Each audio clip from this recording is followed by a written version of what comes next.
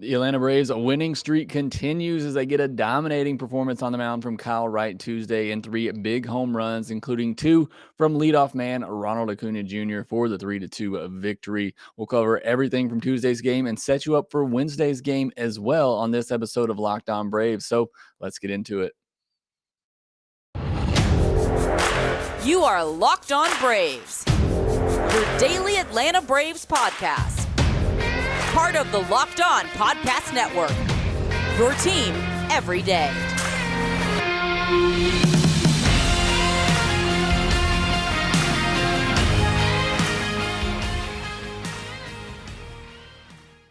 Hey, and welcome back to Locked On Braves, part of Locked On Sports Atlanta, where we cover your favorite Atlanta sports teams each and every day.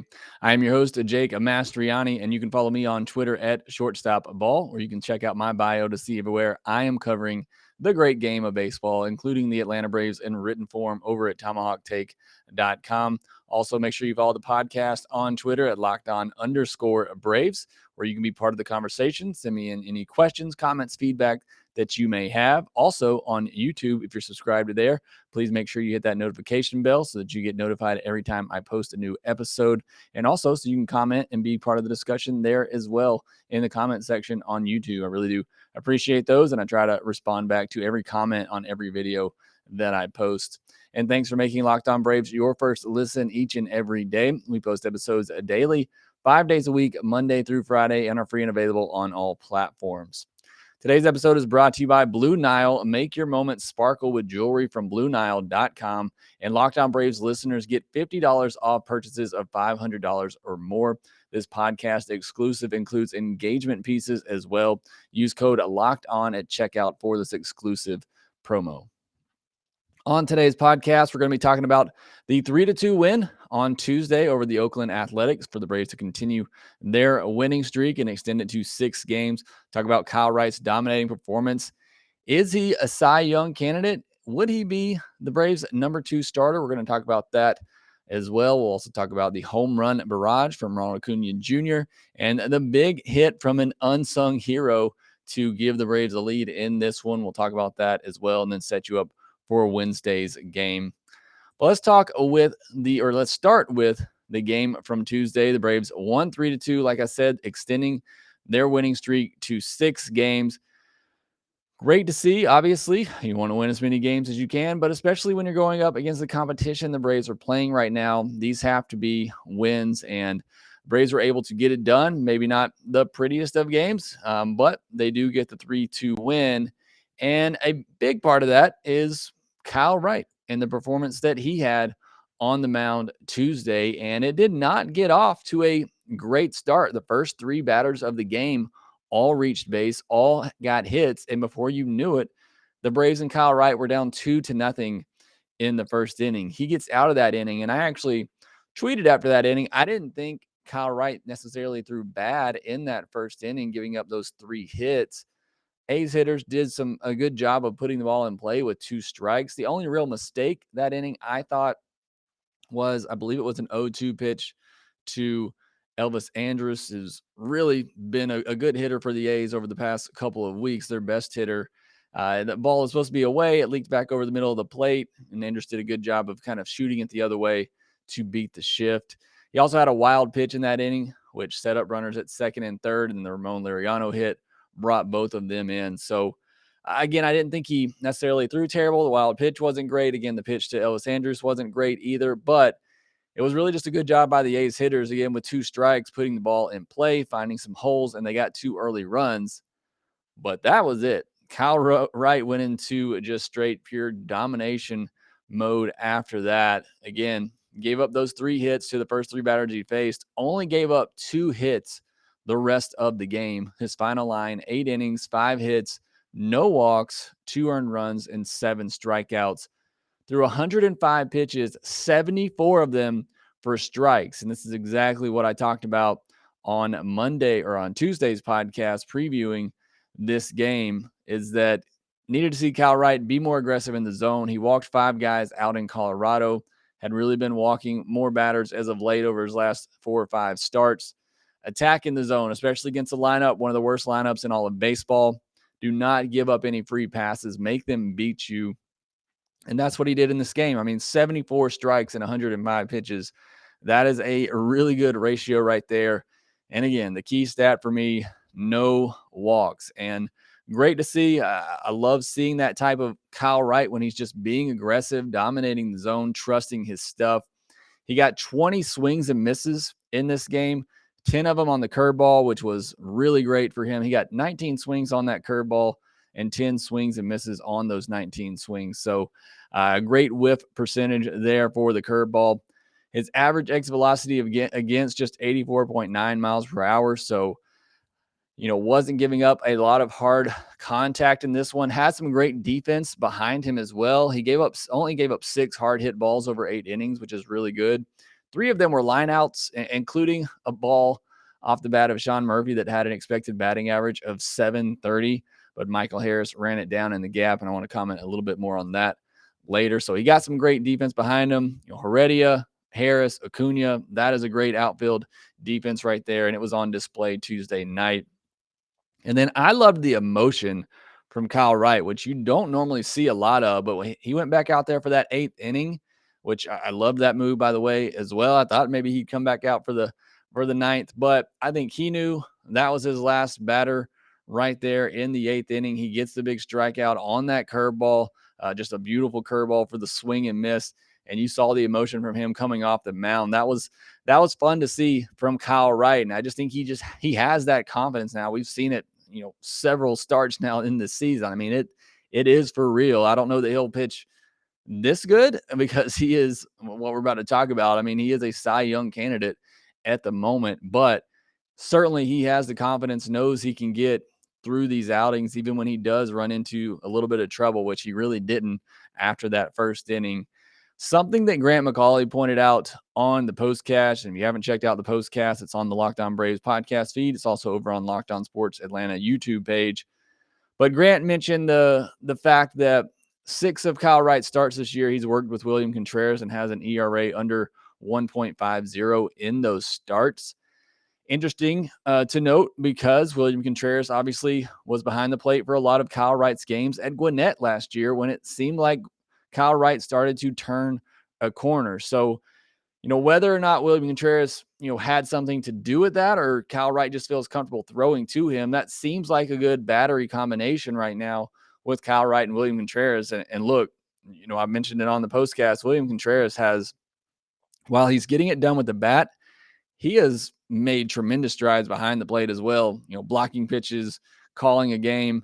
I think he's shown, he's proven that he could be the catcher of the future for the Braves, which I couldn't have said that a year ago, where I thought it was hands down Shea Langeliers was going to be the catcher of the future for the Braves. When they traded him, I really didn't know where they were going to go with this position long term. Obviously, they still have Travis and Manny Pena signed through next year, but I think William could be pushing for that job sooner rather than later.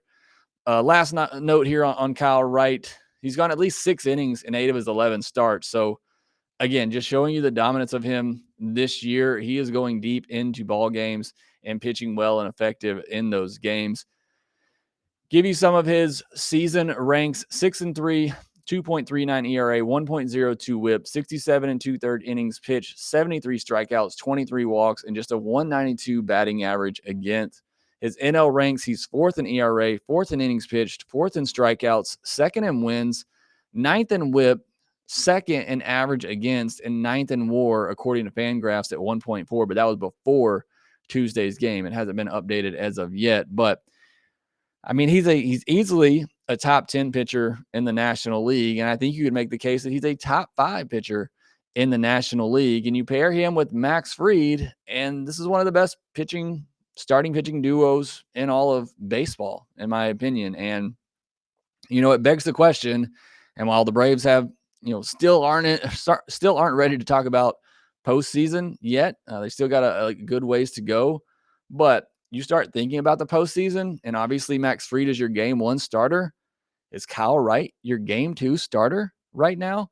I think if we're talking today and right now, I think he'd have to be. I can't trust Charlie Morton right now until I just see him string together some consistent starts. Ian Anderson, he's been solid, but I think Kyle Wright has passed him, and and Ian Anderson worries me, and he doesn't always go deep into ball games. So if you're asking me right now, I think Kyle Wright is the second best starter on this team, and I think he'd be your game 2 starter in a postseason. But let me know what you think. Has Kyle Wright become that number 2 for the Braves? Has he passed Ian Anderson and Charlie Morton for that role? All right, next I want to talk about the offense from Tuesday's game, including a big night from Ronald Acuna Jr. and a huge moment from an unsung hero that I'll tell you about next. Whether you're ready to pop the question or you're celebrating a milestone, a moment, find jewelry as unique as her with the modern convenience of online shopping at BlueNile.com. BlueNile.com is the original online jeweler. Since 1999, they've helped millions of couples create their perfect engagement ring. Blue Nile is committed to ensuring that the highest ethical standards are observed when sourcing diamonds and jewelry. Blue Nile has simple online tools that let you choose the diamond shape, size, and clarity, as well as setting style. Blue Nile's bench jewelers will then handcraft her perfect engagement ring. Each ring is one of a kind. And if you're looking for fine jewelry but having trouble choosing, Blue Nile has jewelry experts on hand 24/7, available via phone or chat to help you find a memorable gift at every budget. Make your moment sparkle with jewelry from BlueNile.com. And Locked On Braves listeners get $50 off purchases of $500 or more.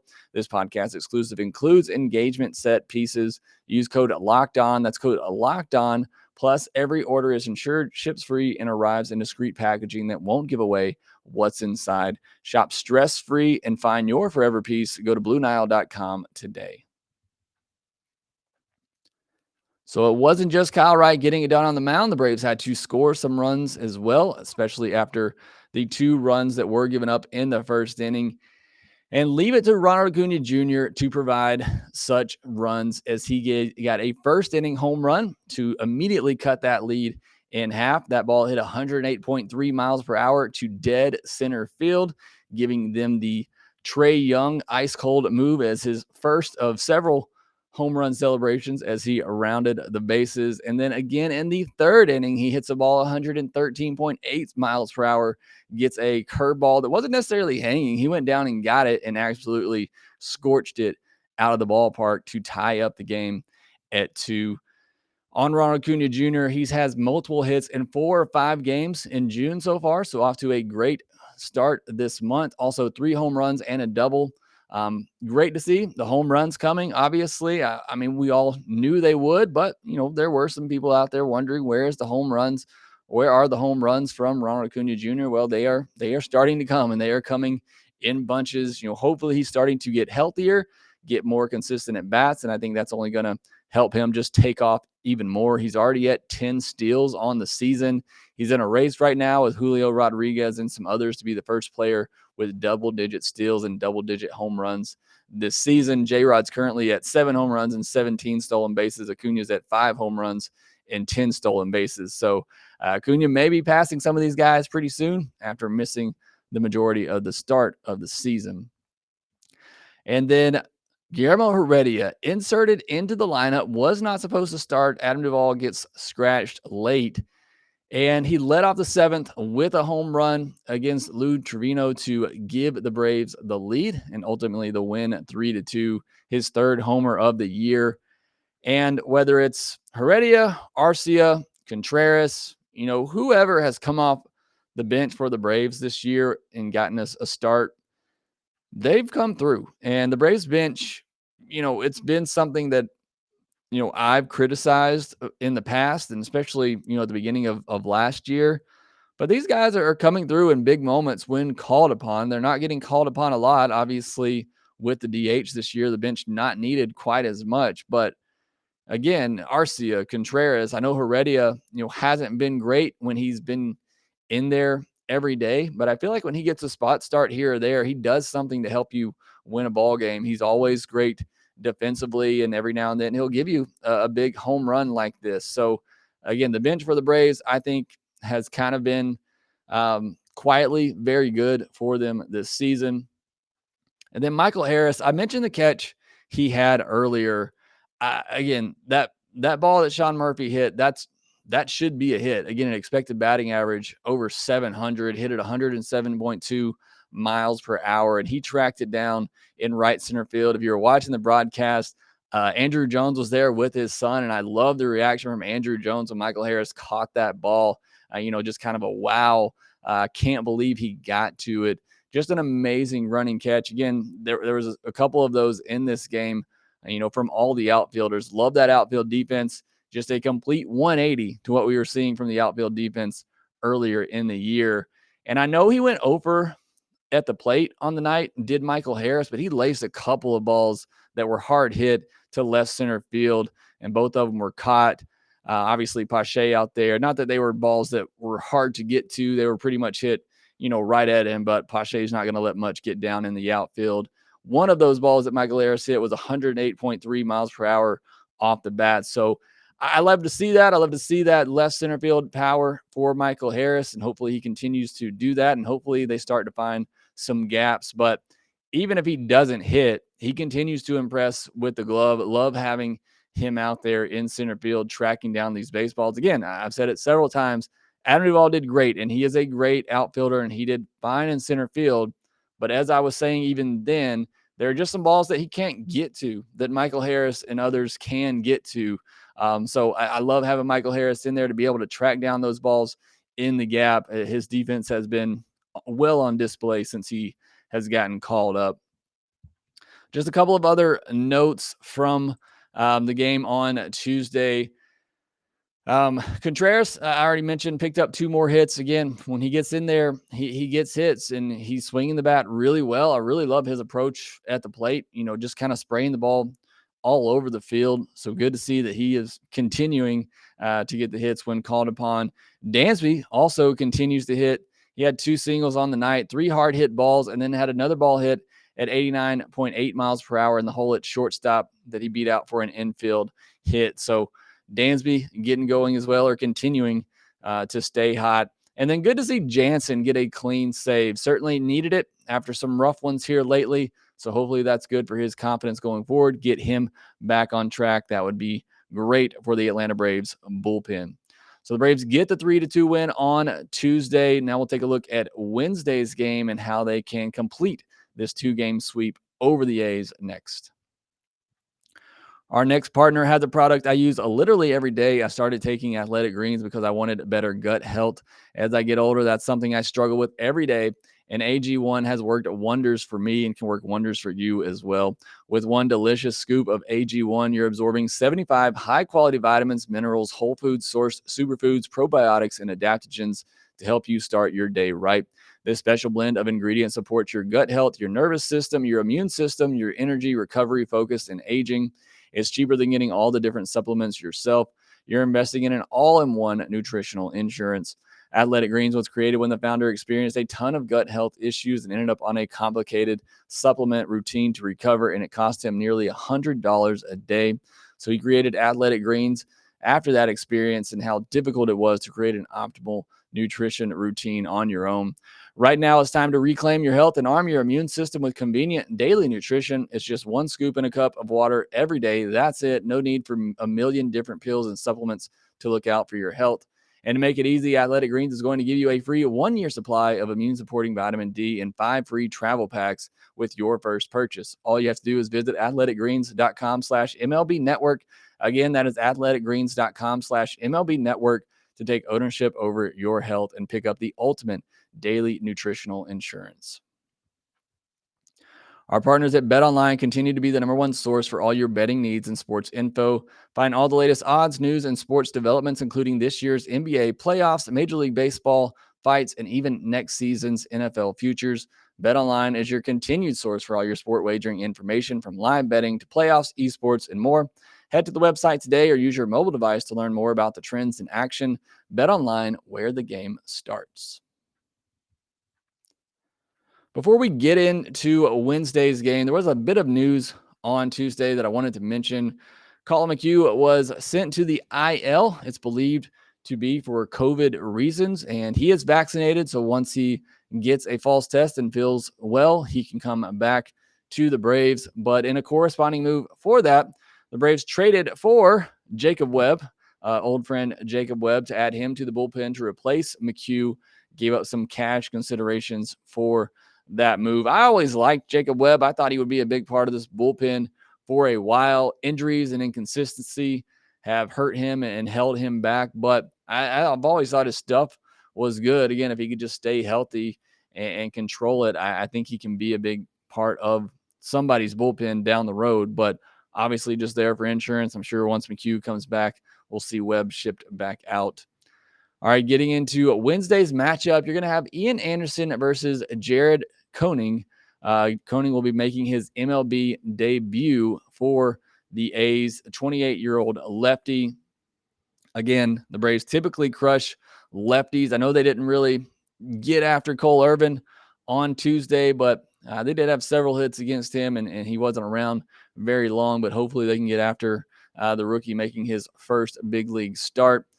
Koenig was 4-2 at AAA this year with a 2.21 ERA and 102 WHIP in 53 innings with 61 strikeouts and 15 walks. So very good work at AAA. And last year at AA was very good as well. A 3.26 ERA, 1.24 WHIP, and 121 in the third innings with 100 strikeouts and 43 walks. So again, he's been very good in the minors. This will be his first professional start at the big league level. So might take a time or two through the order to figure him out, but hopefully the Braves do, and hopefully they can give him a rude awakening to the big leagues. As for Ian Anderson, 13 earned runs allowed his last 3 times out.